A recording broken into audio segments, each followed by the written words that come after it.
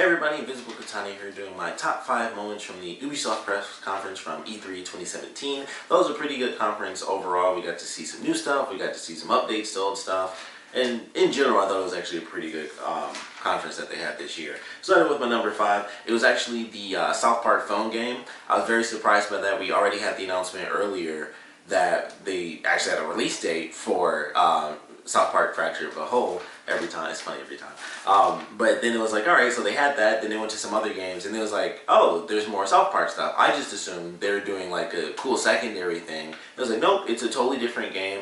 We have the first game, which was, it was like the fantasy, then the sequel for Fracture of a Whole is the superhero thing, and then the phone game is totally different even from both of those, and it's Cowboys and Indians. I was like, okay, that's cool. They're doing a new style. It had like some seemingly different combat. I would assume it's a different story as well as kind of the same thing. I'm curious if they're gonna have the games in like an order or anything like that, if it'll end up being like, technically this is the third game, it takes place after the Fracture of a Whole, or how that's supposed to play out. But I thought it was really cool. It's like, yep, it's a mobile game. At first I really thought it was going to be like a redone phone version of the first game, and I thought that was weird, and I was like, okay, it's actually a totally different game. So I'm excited to see how that plays out. It seems like they have some funny elements, Cartman calling you and stuff like that. I think that could work really well at South Park. It already looks exactly like the other game, so it's just you're playing an episode, and I think that's awesome. So it looked really cool, and it surprised me where it was like they already had the release date announcement for the first game, or for the sequel, I guess. And then it was like, oh, there's a third game as well in development. So I thought that was really good. No release date on that, but South Park is awesome. So I was like, that surprised me. And it's a third type of game. So I'm looking forward to what they do with that, and you know what the main story is supposed to be there. Number 4 for me is actually Skull and Bones. It's from the people that did Assassin's Creed 4 Black Flag. Of course, when that came out, that was like the big thing. Was like, holy crap, they really did. Just everything on the seed was just done right. Like that was the game where it was just done perfectly and everybody loved it. And now we have a game that's basically that. And it's so much that they even have some of the same design elements in there. And I noticed that because I played Black Flag. But some of the stuff, like the actual way that things look like when the people are using like mortars and stuff, and it's like a little ring that goes out into the distance. When you're shooting the cannons from the side of the ship, it's the little arc. It's exactly the same design from Black Flag. So it was like, that's, you know, if it ain't broke, don't fix it. It was done perfectly then, and now they're even upping it to 5v5 player versus player battles, which I thought was cool. The one thing is that it seems like it's only that. It's not like a full-on pirate game like I thought when they first started. I was like, oh, that would be really cool, where the elements of Black Flag are taken in, get rid of all the assassin stuff, and it's like, we've done even better with the ship, and outside of that, the combat is very different because it's just pirate-based. But it seems like it's only going to end up actually just being kind of pirate combat. You're just out on the sea, so it's hard to say if that's exactly the case, because they did have some elements, once again, from Black Flag, where, excuse me, you fight other ships, and once the ships are weak enough, it's like, alright, well, we get close, we swing over, and they kind of cut through it. And it was like, okay, they have little clips of video where certain people are being killed, and it's like your people took over that ship and took the loot, and then it jumped right back to the player ship. And I was like, okay, I assume that we will get to physically play that, because that was something that they had in Black Flag. So it makes me wonder how much control we'll actually have of the individual captains on each of our boats, compared to just the boats themselves and being able to shoot here and there. So I am excited for it, but it does make me wonder, like, how far is this going to go as far as single player? Is it truly just going to be online multiplayer on the seas all the time? Because it's just like, I don't know if that will really entice me. But they do have a nice little ending teaser where it's like they have, it was like a giant squid was underneath the boat. And I was like, okay, so they have some fantastical elements to it. And it does make me wonder, I mean, it's a pirate game. You can't just be on the sea all the time. Like, it has to go to land at some point. So I do hope that there is some other combat that, you know, they were kind of just like, hey, this is what was perfect from Black Flag. Now it's its own game, and they just don't want to show us the other stuff yet. Or maybe they just don't have it, you know, really all said and done. But I am hoping that it goes beyond just ship-to-ship combat. I think it would be really cool if they actually had a story and we actually got to see some pirate combat. And I think Ubisoft does really good combat, so I would like to see that. But it looked really good, like I said, co-op, 5 versus 5, you know, PvP. And, you know, there are like 5 different ships, so maybe you can have more than 5 people per team if you have, like, you know, one captain and then Maybe you can have other people on the ship that are doing other things. That way you don't have to look in every direction. You have, maybe 4 people per ship, so you have like giant teams working together. So, I don't know. We'll see how that plays out, but I thought it looked cool. I like pirates. I think Assassin's Creed was good, especially Black Flag. So, taking the Assassin's Creed element out of that and just having great naval combat, I'm excited for it. And like I said, I hope, especially with the teaser they gave us as far as like this expanded world where there are like crazy things to attack you, we also get just normal stuff like, hey, we dock and you can walk around and actually fight. So, thought it looked good, but looking forward to definitely getting more out of it. Going to my number 3, it's actually a new IP. It's the Starlink IP. I thought it looked pretty interesting. It looked cool because it was like, a big space safari game. It was, I think a lot of people make this comparison, but it's what No Man's Sky was supposed to be. To begin with, that was fairly obvious. It was like, it's this expansive universe and you have different types of ships. The one thing that gets me, because as excited as I was like, man, I don't know how I'm going to feel about the whole ship element. It looks cool to have like those little ships and you can actually buy pieces to attach to the ship and they're basically spawned in game. And I was like, oh man, is this going to be like, a Skylanders thing or a Disney Infinity sort of deal? And then they say, you can buy the physical things, but they also have digital versions. So you don't have to have actual, little miniature ships. It's like, crap, I lost that little, the little packet of rockets that I bought to attach to my ship. You can actually just buy them digitally. So that kind of helped it out because I was like, okay, well that's cool, but if I have to keep, buying these physical things, that might be a bit of an issue. But once they said it was digital, I was like, okay, well that's definitely cool. And I think the idea is really good. Of course, like I said, the No Man's Sky thing, with it being Ubisoft, I do have more trust that it will be what they say it's going to be. So I have a bit more faith in that than No Man's Sky. So I'm looking forward to that. Kind of an open world thing. It seemed like it was a lot like No Man's Sky. They didn't seem to truly specify if we were going to have like a single player story thing where we could do co-op and stuff. It seemed just like No Man's Sky. I'm sure they'll have a story because it's Ubisoft. I can't think of a game where they don't really have some sort of story to it, or at least it's within a franchise that's had a story. So it's like, I imagine there's going to be some single player stuff that they just haven't shown off yet, but the main thing is like, hey, here's a brand new IP, so just giving the gist of it. That's kind of what we should expect from brand new announcements. But I thought that looked really good, so I'm definitely excited to see a lot more of that. But moving on to number 2, it's actually Far Cry 5. I was already excited for this a little bit, and this actually just really entertained me. I think that's what it was. They always, they always have the good trailers. Skull and Bones, those ones, that was probably like the trailer of the conference for me. But I thought it was really good. It was like, okay, we have, I knew we'd have these allies and they'd help you out and you could hire people in, and it was like the people within the town. You play basically like a sheriff or a junior sheriff or something like that, and these are the allies. You're, excuse me, you're one of the people who's fighting against this crazy family and stuff like that. And then it's like, okay, well, not only do you have drop-in, drop-out co-op, which was, I believe, in like the very first trailer, they also have the other allies. So you can bring them in per mission. You can say, all right, well, you go up here. They tell you when they're in position. You can say, like, all right, you take this person out, and then I'll start taking these other people out. The woman that was in the tower even says, like, look out behind you. So I was like, all right, well, not only do you get to tell them, like, you get into this position, and then I'll, trigger you when I want you to shoot somebody, but they also actually track the AI around you, and they say, hey, look out behind you. So I thought, that was just a small little thing, but I was like, that's a really cool element, because normally it's just like, you just have enemies, and then you just have allies that just shoot random enemies, but they never tell you, hey, there's an enemy right next to you, while I'm also, trying to, cover you. So I was like, that's a really cool element. Of course, they show off the dog, and the dog, like, not only helps bite people, but the dog, like, after the person shot the dude, the dog brings over, like, an entire assault rifle. I was like, oh, that's kind of cool. So you got that. The guy in the plane, they didn't show off the preacher, so I am very curious what he's going to do, because the woman was the gun for hire. He was like, the flyby guy. He'll probably be able to take you to other places as well, depending on how, how big the map is. But they didn't show off the preacher, so I was very surprised by that. I thought he'd have some sort of element to it, but he is a preacher, so I don't know what you could hire him to do outside of tell people, please don't do this, it's ungodly. So I don't know, we'll see what happens there, but I thought it was cool. We got to see some of the allies that actually help you out. They talk about, the drop-in, drop-out co-op. It was like co-op, friends for hire. They also had a Voss bobblehead inside that truck, so I thought that was a cool little element. But it looked pretty good. So, yeah, like all my little points, command allies to different points. And I'm excited to see how that plays out with the different characters, because that's a character where it's like, clearly, she's the gun for hire, so it makes sense that she could go to a certain location.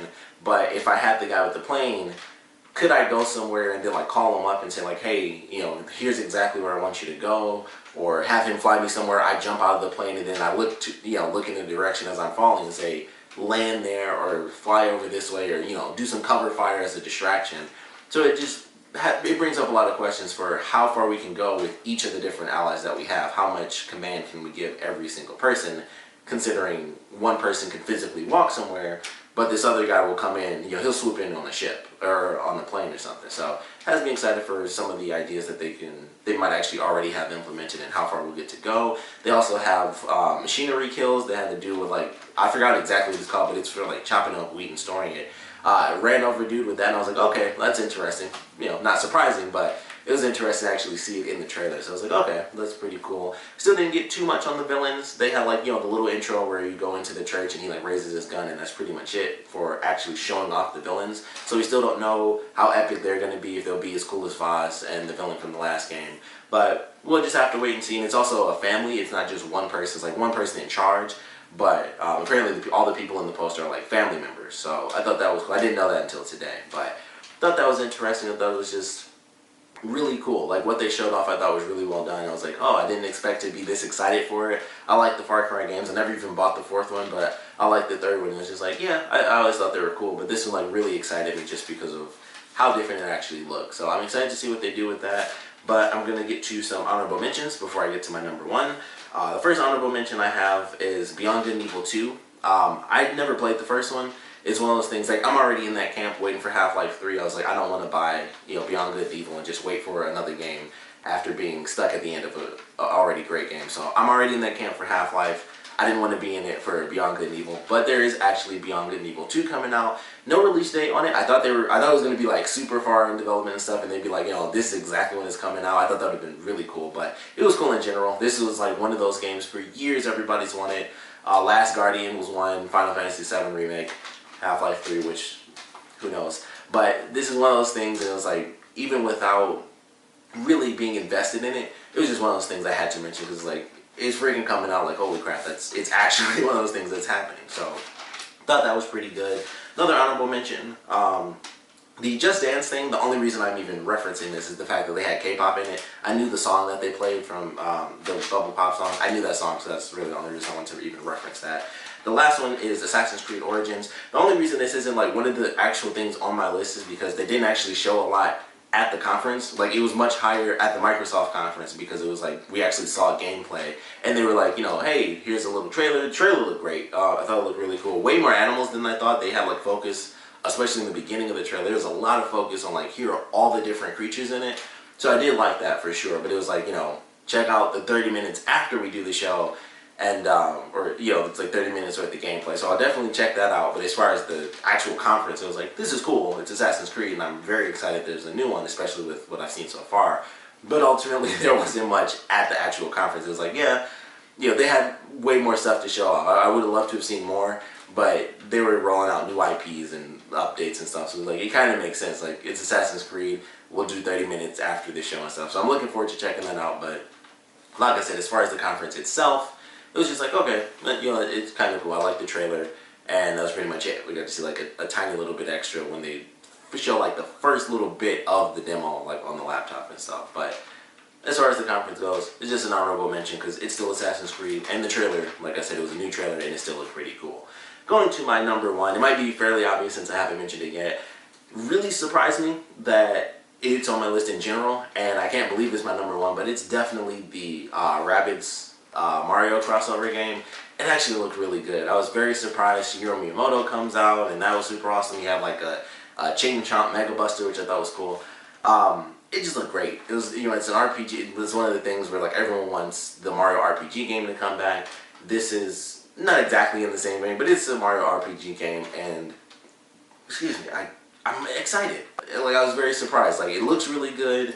You know, it's a distorted Mushroom Kingdom because the rabbits come in. I'm sure there'll be some grand story to that with how they get into the, you know, the Mushroom Kingdom and how it changes the universe and all that stuff. But it seems really good. It has that silly rabbit humor. Like, there's a part where they're going across a bridge and it's like a giant toilet with the rubber duck in it. So it has that weird rabbit humor where it's just really silly.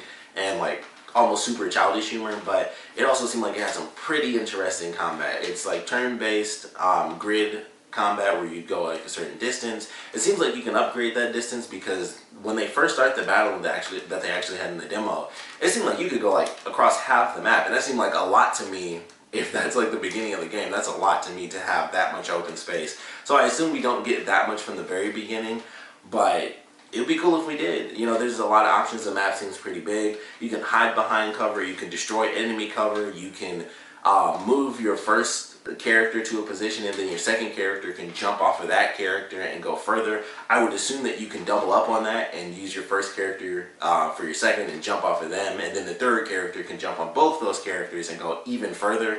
So there's a lot of things to that. You can shoot around corners. They mentioned, you know, they actually have the pipes and stuff. They had team combos they showed off at the end. They do have all the characters in there. So there was Mario, Luigi does show up in the trailer, Peach is in there, Yoshi's even in there.